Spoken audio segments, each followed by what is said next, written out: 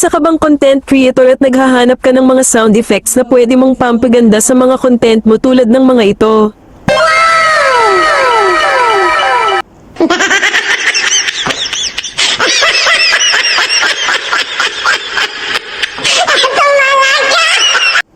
Kung interesado ka, panoorin mo lang ang video na ito. Pumunta po kayo sa inyong Google Chrome at i-search po ninyo ang myinstance.com. Pindutin mo lang itong unang link na lalabas.